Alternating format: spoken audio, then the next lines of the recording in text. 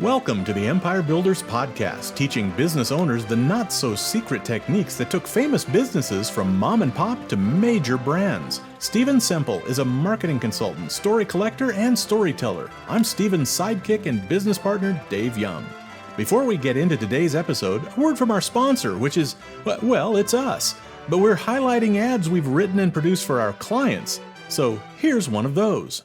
Hi, I'm Mark Tapper, and at Tapper's Jewelry, we believe... Terribly sorry to interrupt, old chap. Sir Richard Poshingham, please, come in. Heard a horrifying rumor about tappers. What is it? Well, seems people are going around saying... Yes? Can hardly bring myself to make the accusation. Just tell me. Well, the story goes that Tappers offers financing. Yes? Of course, I ignore such horrible gossip. I mean, we do. Obviously, you wouldn't want to be associated with the sort of... We offer financing. The sort of people who are not overrun with cash on hand. The right sort of people, you understand? I mean... Tapper's Jewelry offers financing up to 60 months. It's just a convenience. Oh, it's true.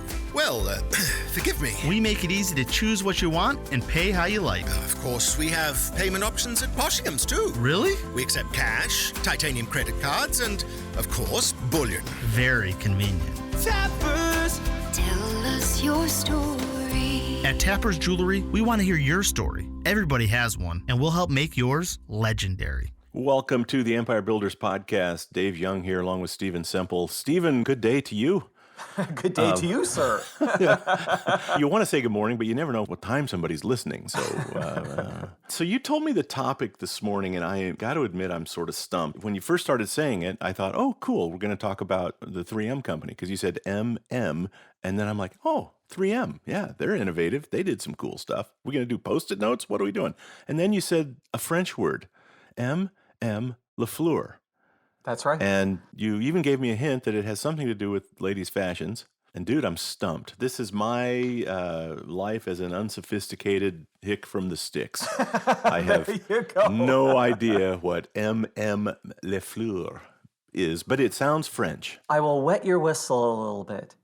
10 years after they founded, they were doing over $100 million in sales. In just 10 years.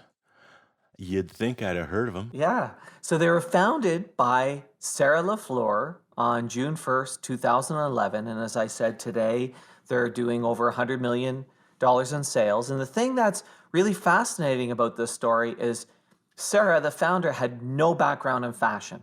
Oh, well, she and I have something in common. Yeah. Here's how little background she had. At one point, they said to her, we need to hire a pattern maker. And she said, but I thought we were doing solid colors, not anything with patterns. And a pattern maker is the person who lays out how this material is going to be cut so it can be sewn together. I would have actually had an edge on her at that point. Right? This is how little background that she had in fashion. But she was always interested in fashion. Her mom had a jewelry business, and so she had this clear vision of what she liked. She liked things that were classic and polished and simple. And she had a number of professional jobs. She worked for Bain Capital for a while as an analyst there and wanted to look good, but she would agonize over what to wear. She would get up in the morning and she'd agonize over what to wear. And she found this was actually a pretty common problem. There's studies that show that women spend on average 16 minutes in the morning just thinking about what to wear, which is basically the length of this podcast. Wow, just thinking about it. Yeah, and it's interesting. If we go back, in 2004, there was a book written, Paradox of Choice, which talks about how if there's too much choice, we actually become more anxious and less happy, and it leads to less sales and all those other things. And so what she decided was she wanted to create a line of clothing that was simple and elegant and not have too many options, that was well made, looked great, reasonably priced. This is a concept in male fashion that has been addressed a lot. Einstein, Steve Jobs, famously black shirt, black jeans. Yeah. And I'm thinking along the same lines here. I keep looking for a look for me, and I can't find one. And I know I don't want to be the black t-shirt, black jeans guy, because that just feels, you just think you're Jobs. No, you're not. Right. Well, and what she found was that it was hard to find clothes like this for regular women. A lot of things she found was ill-fitting, ripped a lot, or wrinkled easily. And she was always going to get things fitted. So she knew what she wanted to create. She wanted to actually create something for herself, a simpler wardrobe for women. And she wanted it not to be these really super expensive things. She wanted it to be, dresses that sold for under, those big $5,000 labels.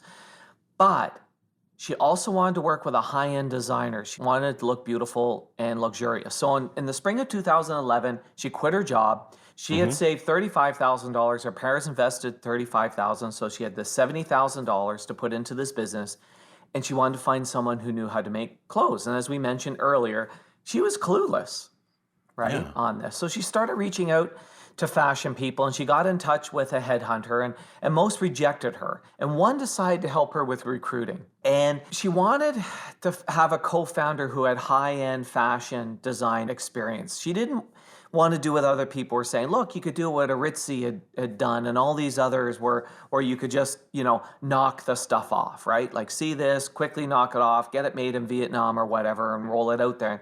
And she didn't want to do that. But she came across Miko Nakamura, who had left Jack Posen as a head designer. And she was a major designer for brands. But here's the thing that was really funny. They realized when the two of them met that they came from very, very different worlds. Miko was bored. She thought she had designed everything that had already been done. Miko realized very quickly it was going to be a new experience because she had never seen her clothes on someone other than a model. She had never seen it on the street. She did Oscar gown stuff, but there was no practical elements to her design. So for example, one of the first conversations that they had was Sarah said to her, I want to design things for real people. For example, for the woman who puts on flats and walks to work with heels in her bags, changes in the heels when she gets to work. Miko said she had never knew anyone like that. She had never met anyone like that. Never heard of that. Never heard of it. The only people she knew were people who were in heels all day, right? So Sarah went out and she bought these luxury high-end clothes, 7 dresses for $21,000 and said, this is the type of clothes I want to design. Beautiful, tailored, all those other things. And here's one of the things that she discovered. Most brands, if lucky, get fit onto a real model once before production. Yeah. Most never get put onto a person.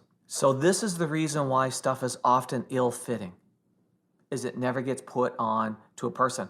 Luxury brands get put on 3 or 4 times before production. Fitted each time. Which is why it feels so magical when you wear these well-fitted garments. Sarah then developed this test for her clothing. She had 3 tests for it to be great for real people. Taxi test, you had to be able to wear it getting in and out of a taxi without having to worry about, the skirt. The bend over test, you have to be able to bend over and not see any cleavage or bra, and no underwear lines. Those were her 3 criteria for the dress because she felt this would make women feel more confident and comfortable and also eliminate the worries about the clothes that they're wearing. Yeah. They then started designing these clothes and went out to find someone to manufacture it. And here's one of the things that shocked the hell out of her. She had spent all this time working for Bain Capital and all these people in the financial district, and she didn't realize that there was a district in New York a few blocks away which makes tons of garments. The garment district? She had no idea. But they found it really hard to find someone to make clothes because small designers come and go, and people don't want to do work with them. Right? Because, you might be here this week and next week. And so they had to really beg someone to do it for them. And really the reason why is they trusted Miko. But here's the trick. And this is where the story gets interesting. And this is where it starts really becoming relevant to empire builders. It's how they build this business. They only had 70 grand, right? That's not a lot of money. She just spent 20 on clothes? No, she returned them. Okay. As one do. As one do. But that's not a lot of money, right? 70 grand. So they decided what they would do is trunk shows. So the whole idea of they would go to a hotel, they would book a fancy room, they would rework the room, like literally they'd come up with a way of how to turn the shower into a change room and all this other stuff. And this way they would only have to bring one of every size. They would only have to make one of every size. They could bring them, people would try them on and order them. Right? And then you make them. And then they could also bring fabrics and samples. So you could sit there and say, you tried it on, you like it, go, okay, I would like it in this fabric. And so, of course, first it was friends and colleagues, and shortly it became word of mouth. Because what they would find is people would show up that they didn't know. What they discovered was people go, I saw someone in the office had this, and I asked them, where did you get it? Yeah. Well, so what you just mentioned, yeah, we don't often like clients asking it, but Right. those are people that are doing advertising campaigns with mass media. Right. And I would say if you're doing something that there's no way anybody could even hear about, Right. heck yeah, you want to know. Exactly. It's very different than asking, how'd you hear about us when there's an advertising campaign going on? Yeah, of course it was the advertising Yeah. campaign, but no, this is you wore it and somebody said, where'd you get that? Where did you get that? Here's the funny thing is they were doing manufacturing and whatnot out of her apartment, but to make money, she was also doing tutoring.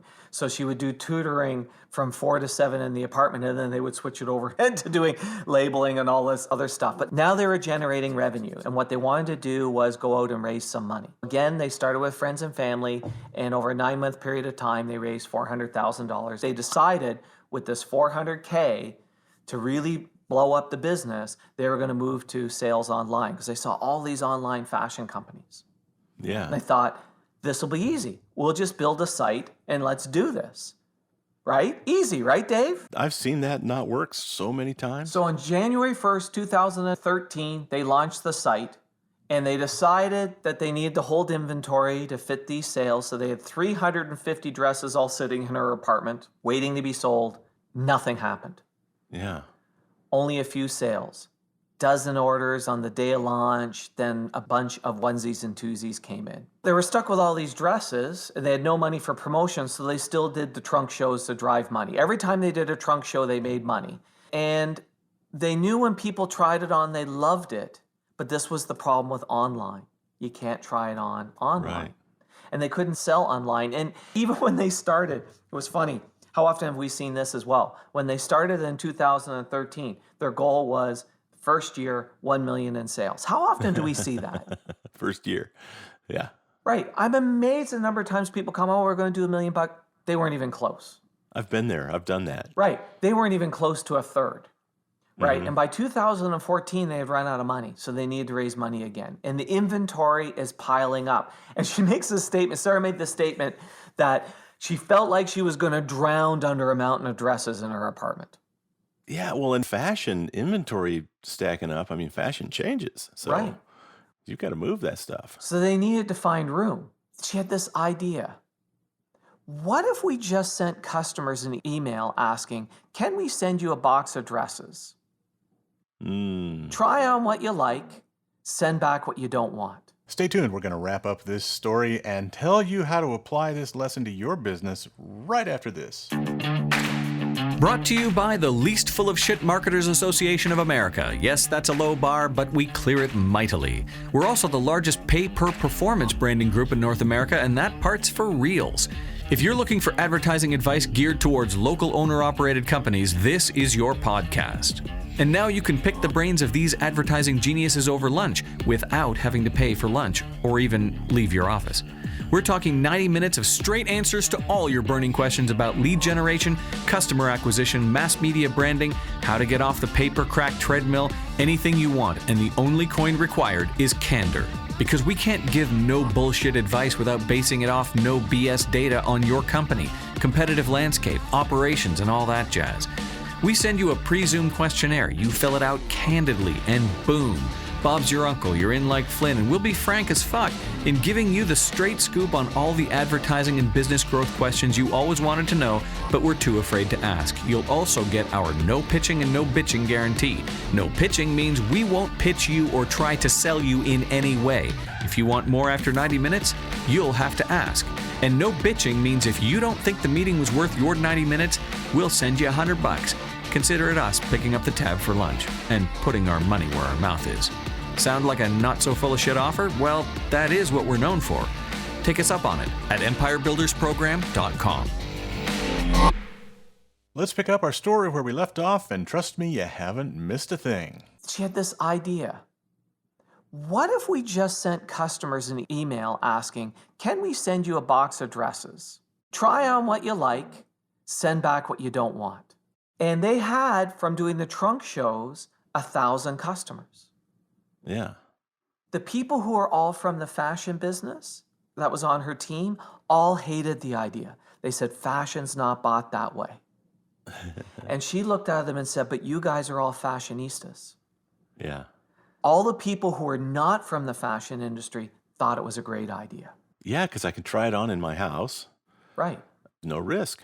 So they sent it out. 18% of the people said, yeah, send it. So they got to send out 180 boxes. Okay. They made more in that week than they had at any time in the past. I love that. I'm not shocked by that at all. Yeah. See, when you're in the fashion business, you love fashion. When you work in an industry, you become immediately blind to the customer. Because everybody in fashion said, that's not going to work. That's not how people buy stuff. That's not how we buy stuff. Correct. In the February of that year, they started a beta, and operationally, they screwed up terribly. Lots of wrong sizes and things along that lines. But they saw more demand for that service than they had ever seen. Let's not forget, the trunk shows is what gave them the data. The trunk shows put them in front of customers. They then knew that customer size and preferences, right? So the people that they had met at the trunk shows, this sending them a box worked really well. People that were just prospects that they got through email lists that they never met didn't work so well, because what they discovered was they needed to gather more information from them. So they created a methodology for gathering information so they could send them the right boxes. And they decided to give the boxes a clever name. They called them bento boxes. The little sushi Japanese food box. Yeah. Yeah. So it was bento boxes of dresses. This really started to move the needle. And then they launched this idea of the boxes on October the 14th. And each month for a period of time, sales tripled. Tripled each month. Yeah. By 2014, they were doing 8 million. So you think about when they started this, they launched it in 2014, right? They were doing like a couple 100,000 in sales. By the end of that year, they were doing 8 million. And basically half those sales came in the last 12 weeks of the year. That's amazing. So it just exploded. And what they felt was this whole idea of the bento box took away this decision paralysis. Try it on. Understand what it's worth, why it's worth, how it fits. Don't like it, send it back. You might try it on 2 or 3 times. Yeah. You might have your friends come over. Right. And what people discovered was, yes, this stuff was more expensive than Zara or Ritzy or an H&M, but it fit well. It was comfortable. It had pockets. It had zippers that you could operate by yourself. It was comfortable. You could wear it for 14 hours. It was machine washable. This is the thing that people discovered. And really, it was designed for the person who doesn't want to wear a hoodie but wants to look nice. Yeah. Right? And then by 2017, they were doing $70 million a year. And then today, they're well north of $100 million. But the first 2 years of this, Sarah talks about it as being like the loneliest time of her life, where she was being buried under all of these dresses. One of the important lessons is she's very lucky that she got Miko involved, because she got that fashion industry person. But, and this was the blind spot for all the fashion industry people that you talked about, in most businesses, we are not our customer. Correct. Right? You think that you're thinking like a customer, but you don't have the ability to, because you're inside that world. Well, she wasn't yet. Miko was, but she wasn't. She built the clothing company that she wished she could have bought from. Correct. Yeah. Absolutely correct. And the thing that's also interesting, and we see this a lot with businesses as well, the other big plus that they had was doing the trunk shows. And it turned out they were making money from the trunk shows, but even if they hadn't, it was helping them build a list of customers. Absolutely. That they were then able to leverage later. Look, this is not much different. People should go back and listen to Spring Free trampolines, right? The asset that they had from their work with Costco, because they were doing direct deliveries, is they knew where their customers were. If you have 1,000 raving fans, you can build a multi-million-dollar business. Yeah, leveraging those things. To me, the interesting things from this story was, A, her coming into this business with no background in it. And look, how many times have we seen this? Somebody comes and disrupts an industry, creates a new way of doing things. And how often are they from outside of the industry? Almost always.